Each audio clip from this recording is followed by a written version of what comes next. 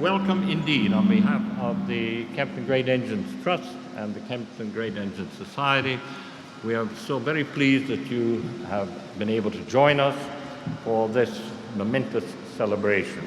90 years to this very day that this wonderful facility was inaugurated, and it was apparently raining just as hard then as it is now. So we've organized the rain, and it's all in keeping.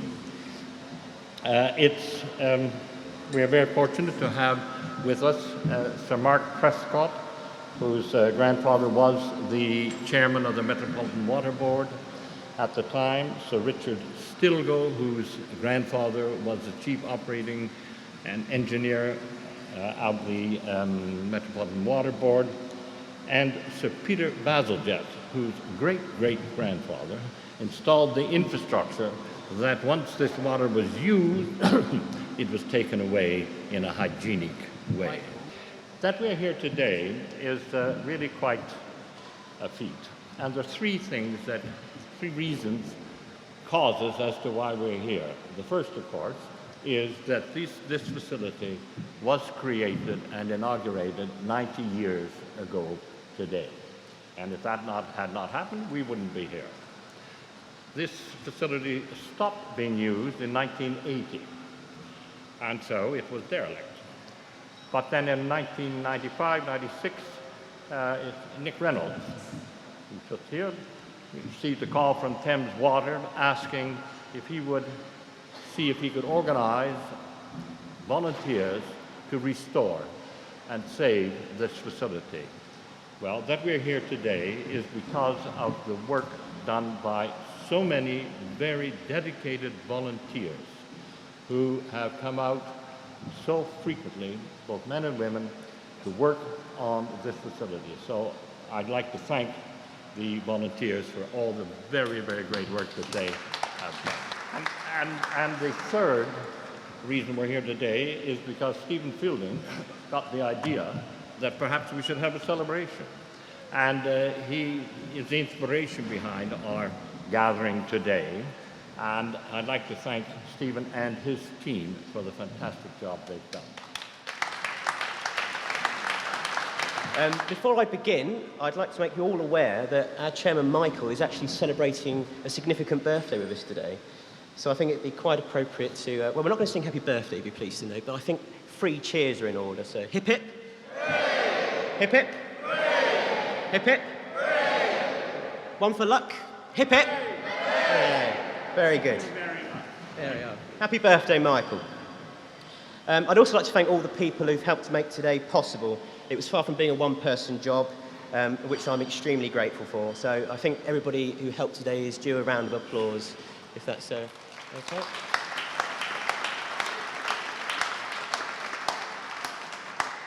It's also helped having an understanding treasurer, which I shall thank John for. So as Michael told you, my name's Stephen Fielding. I'm one of the volunteers here at Kempton Steam Museum. My role today is to provide you with some historical context and to tell you why we're all here. To achieve this, I'd like to transport you all back in time, exactly 90 years to Thursday, the 24th of October, 1929. You are now all standing in one of the newest, most advanced and powerful water pumping stations in Europe. It's been designed using the most modern techniques to operate as efficiently and as reliably as possible, to pump 25 million gallons of water every day to northern and eastern London. The engines to the left and to the right of us are the largest steam engines of their type ever constructed in the United Kingdom. They were forged at the pinnacle of steam technology, drawing skill and manpower from across Britain. Steel forgings from Glasgow, coal from Wales, iron from Nottingham, and ingenuity from London. Outside of these walls, the weather is miserable. Something doesn't change there. In fact, the Met Office records for this day in 1929 are exactly the same as today, to the degree of temperature. In that direction, some 3,500 miles away, is New York City. In New York is Wall Street. Today will be forever known as Black Thursday, the first day of the Wall Street crash. In that direction is London, one of the greatest and most powerful metropolises on earth. At its centre sits King George V and a government which commands the largest empire the world has ever known. Surrounding the centre of governance are 7 million people. All of these people drink water. Now, I'm sure you'll agree that the world I describe outside of these walls has changed since 1929. The world within these walls has not changed. For 90 years, time has stood still. The tiles you stand on, the railings you lean on, the doors you enter through, the varnish on the mighty ceiling have all been in the same place for exactly 90 years. Time has passed by this mighty building, but it remains as strong and as awe-inspiring as ever. Now, you may ask, why 90 years? What's the significance of this day in 1929? Well, that's where the large photograph comes in. If you look high up on the engine house wall, you'll see a lot of old men sitting at tables. Don't they all look quite happy? You'd never guess they were getting a free lunch, would you? That is the inauguration luncheon of the Kempton Park pumping station extension.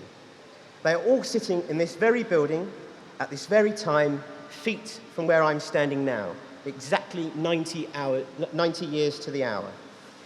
Now, considering that we're all gathered here today and that the grandsons of two of the people in the photograph up the top are next to me, you could say that history truly is repeating itself.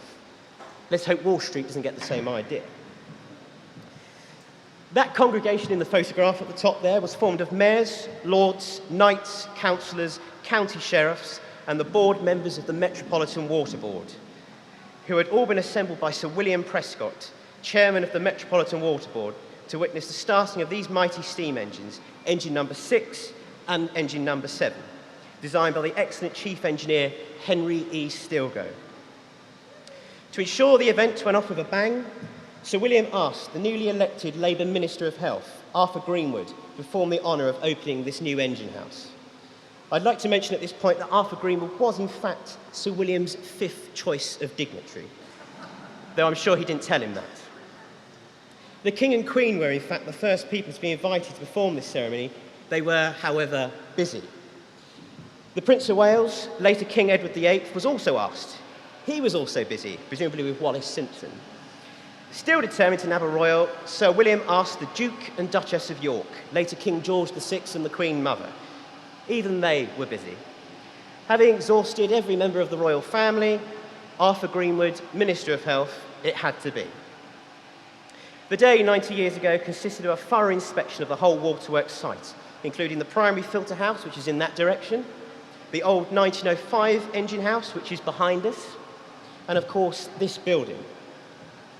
Once all the dignitaries were assembled, Arthur Greenwood was presented the key to the doors. He unlocked them, walked him through those very doors up there, and declared this building open. Once inside, the two engines were both started. One by Lieutenant Colonel Sir George Handover, chairman of the Metropolitan Water Board's Works and Stores Committee, and the other by Vice Chairman of the Board, Mr. R.W. James. Sadly, only history knows which engine they started, and indeed what the R.W. in James stands for. After the ceremonies were out of the way, came the speeches, followed by a grand sit-down luncheon laid on by Harrods. I'm afraid we didn't get Harrods here today, which you can all see in the above photograph. Now, I believe our caterers will in fact be giving you a sample of some of the dishes that were served.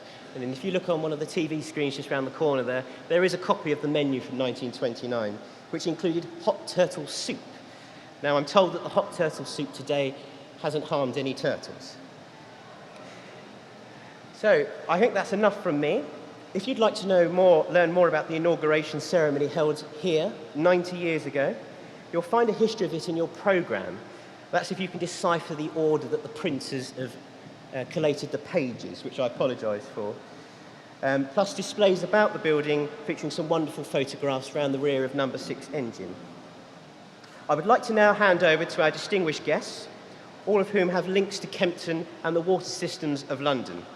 We have Sir Mark Prescott, the grandson of Sir William and Lady Bessie Prescott. You might notice these names cast into these two engines. Sir William was the chairman of the Metropolitan Water Board. We also have, in the middle there, Sir Richard Stilgo, who is the grandson to Henry Stilgo, the man who masterminded and designed everything you see around you. And last but not least, we have Sir Peter Bazalgette, who is the great-great-grandson, I think that's correct, is it great-great-grandson? Spot on, there we are, of Sir Joseph Bazalgette, Chief Engineer to the Metropolitan Board of Works, the man who engineered the London sewers, the Thames embankments, and the mighty Crossness engines. I should now like to hand over to Sir Mark Prescott. Thank you very much for listening.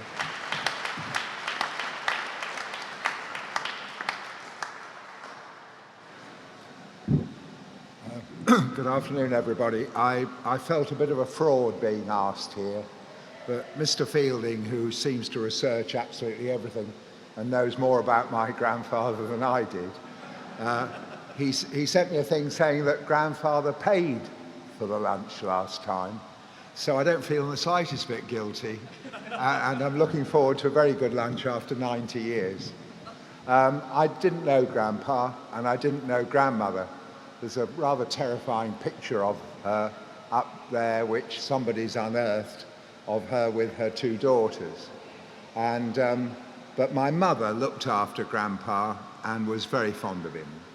And she told only 2 stories, so that's all I can tell you about him. But it does perhaps make him a bit more human. In his retirement, he lived at Godmanchester near Huntingdon, and the war was on, and he was in charge of billeting troops throughout East Anglia. And Mother looked after him, and there was a biggish house, and all the help and servants and everybody had gone, except for a maid who was called Mary. And the American Air Force base was built at Alconbury, and Mary became a very popular fixture with the American airmen who were based in Alconbury, and Grandfather felt did very little work at all. And Mother said that one day in the summer, Grandpa came back in the evening and shouted out into the garden, "Mary, Mary, where the hell are you? You'll catch your death of cold with only that thin American on you." And the only other story I can tell you about him was there was a portrait of Gran, which I think is lost, by Laszlo. And she was not a very attractive woman, judging by her photograph, but they got on well in a sort of robustious way. And Grandpa had words with Gran and left, and the portrait of her was halfway up the stairs. And they heard Grandpa go out of the sitting room, and he went up the stairs, and he got to the picture of Laszlo, and he said, "Good God, the woman's everywhere." And on he went upstairs. So that's all I can tell you about Grandpa. He paid for the lunch. He was chairman of the Metropolitan Water Board. He was High Sheriff of Middlesex. I never knew him, but I always felt I'd have liked him very much. Thank you all. Good morning. Good afternoon. This is a great treat for me, because I don't get out now nearly as much as I used to. That's the occasional Jeremy Corbyn look-alike competition.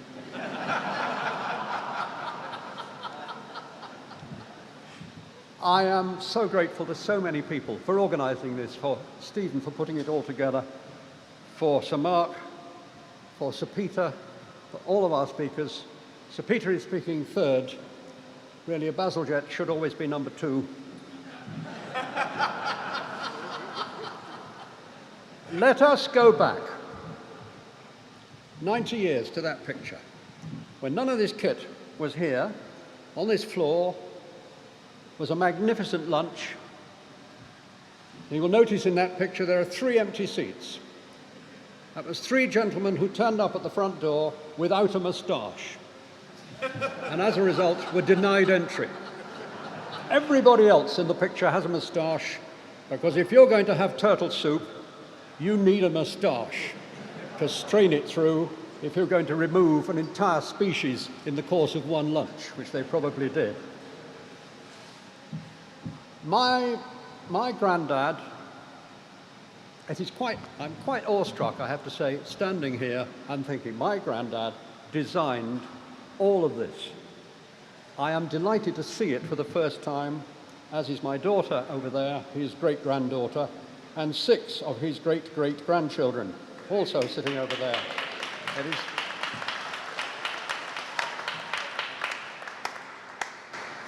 And he got it built. I mean, Sir Mark's granddad had persuaded London to pay £1.6 million for this scheme. That is, in today's money, £96 million. £96 million to get these pumps going, to get two 48-inch pipes going all the way to Cricklewood and get that circuit going that provides London with its water. Just imagine if this had all happened a year later. Bearing in mind that the Wall Street crash, as we've heard, happened 2.5 hours after that lunch. So every single one of those mustachioed gentlemen in 2.5 hours is about to lose all their savings. It's really quite sad for them. But getting the money through, getting that 1.6 million through a year later would have been so hard. We think we live in chaotic governance times now.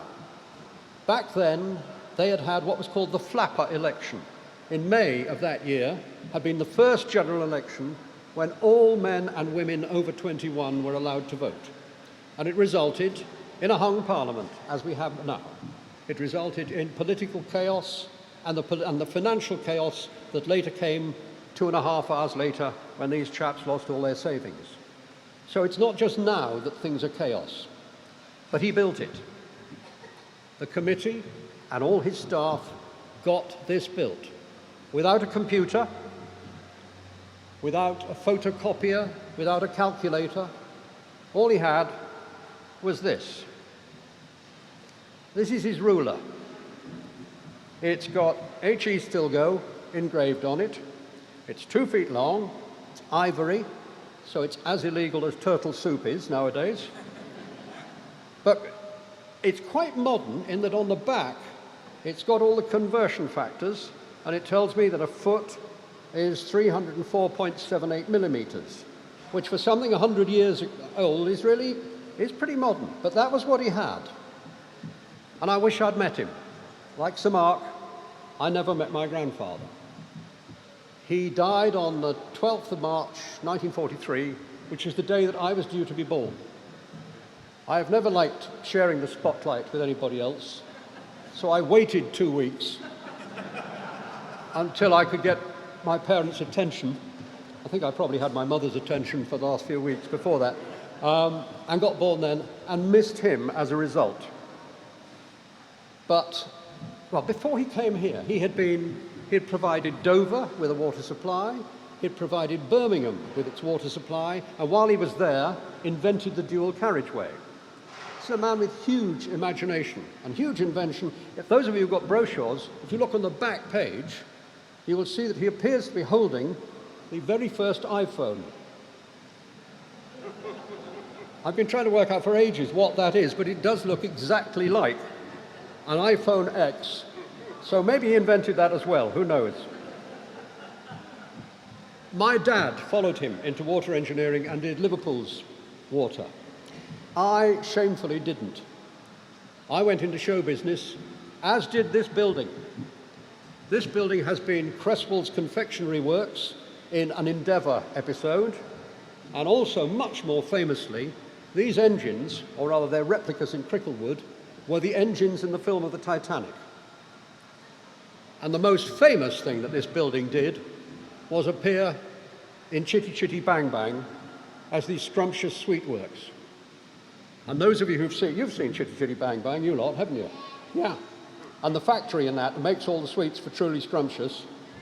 Now, one of their cousins accidentally has the middle name Truly, after Truly Scrumptious, because her 4-year-old sister was allowed to choose her name, which is never a good idea. So he built this, he built the Queen Mary Reservoir, he built the filter house, he built the pump house at Deptford. Everybody in London can now turn on a tap and get clean water. And I feel quite guilty about never having done anything of that kind of magnitude. But I have been able, through show business, to work with WaterAid for the last 20, 25 years to help some of the 785 million people in the world, a tenth of the world's population, who cannot turn on a tap and get clean water and don't have the excellent sanitation that Sir Joseph Bazalgette provided for us. I feel huge gratitude for him, I feel huge respect for him, and obviously I feel huge love for my daughter and my grandchildren, and I just hope that every time any of you turns on a tap, every time anybody in this room turns on a tap, think of the 785 million people who can't do that and get a guaranteed glass of clean water. But also remember the engineers and the committee who built this and meant that every single person in London can, without thinking about it, get clean water that doesn't make them ill. All because of a group of people with no computers, with no photocopiers, just an imagination and dedication and a 2-foot-long ruler. Thank you very much. I am delighted to be able to introduce the great-great-grandson of Sir Joseph Bazalgette, Sir Peter Bazalgette. Peter.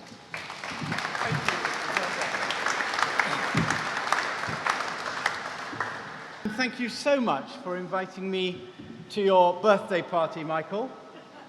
I'm assuming you always celebrate your birthday with 200 of your closest friends in this place. But what a lovely 90th birthday party this is. And what a privilege it is for me to be here with these two descendants of the people who ran the Metropolitan Water Board, as I am a descendant of the man who ran the Metropolitan Board of Works. Now, what is, I asked myself at breakfast today, the collective noun for this convention of descendants? I'm going to offer a flush of descendants. I was born, as Richard has implied, with an unusual medical condition, sewage in the blood. Today, of course, we're celebrating clean water. We should always remember, and I think all of us know the story of Dr. John Snow, the brilliant physician in Soho, who first put forward the idea that cholera was waterborne. It wasn't proven in those days. It was not proven scientifically until the 1880s.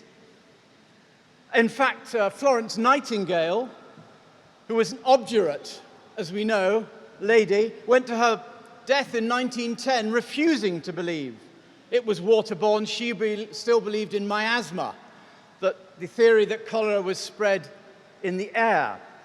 In fact, we can recall Lytton Strachey's famous quotation about Florence Nightingale, who was a great believer in cleanliness and clean water, even though she didn't believe in it being a disease being waterborne. She thought cleanliness was next to godliness. Lytton Strachey, in Eminent Victorians, said, she regarded God as a glorified sanitary engineer. She could not distinguish between the deity and the drains. Now, we are here celebrating today this brilliant place, and this place, I would argue, is all about health, wealth, and beauty. It's about health because, as Richard has said, clean water is critical to civilization and health. But it's about wealth because without this place and without a supply of clean water, great cities can't grow, and then wealth can't be created in them. And it's about beauty because all you have to do is look around you today in wonder at these beautiful engines, so brilliantly cared for and curated by the volunteers of this organization. Now, as it happens, Arthur Greenwood, whom we heard about already, the government minister, who'd just become a government minister, who opened this place on this very day 90 years ago, he himself in his speech said this place was a thing of beauty. And I just want to dwell on Arthur Greenwood for a second, because his life was inextricably linked with Neville Chamberlain. He actually replaced Neville Chamberlain as the person who came to open the works. because Neville Chamberlain had been the minister in the previous government, and they lost office in the general election Richard talked about, and so Arthur Greenwood took his place. But it was 10 years later, in 1939, in the famous debate in the House of Commons, when Poland had been invaded by the Nazis, the policy of appeasement, the policy of Neville Chamberlain, had crumbled, and he put up a lamentable performance in the debate. And Leo Amery, a Conservative, shouted out, "Speak for Arthur, England." That Arthur was Arthur Greenwood, the very man who opened this place. He was deputy leader of the Labour Party by then, deputising for Clement Attlee, who wasn't there that day. Speak for England, Arthur. Well, I think Arthur spoke for England here 10 years earlier. In fact, we can say it was one of the more important things he did, if you think of the significance of clean water to a city. Now, I'm going to quote a little bit more of his speech briefly, but first we need a Latin refresher. The Latin word potare, for those of you who are classical scholars, and looking around me I can see all of you are classical scholars, so I don't even need to tell you this. Potare means to drink. So potable means drinkable or safe to drink. So this is what Arthur Greenwood said on the day he opened this place. "Water is still the cheapest potable liquid I know. It might be a disaster," he speculated, "for our country if other potable liquids were as cheap and were delivered in the same way." At which point all those people with moustaches in that black and white photograph, the record shows, dissolved into uproarious laughter, probably because all of them had been liberally imbibing potable liquids of other descriptions, as indeed we hope to do very shortly. So in conclusion, on this very happy day, let me be yet someone else to say happy birthday, Kempton. Let joy be unconfined. Let potable liquids of all descriptions flow as we say once again, happy 90th birthday, Kempton. Thank you.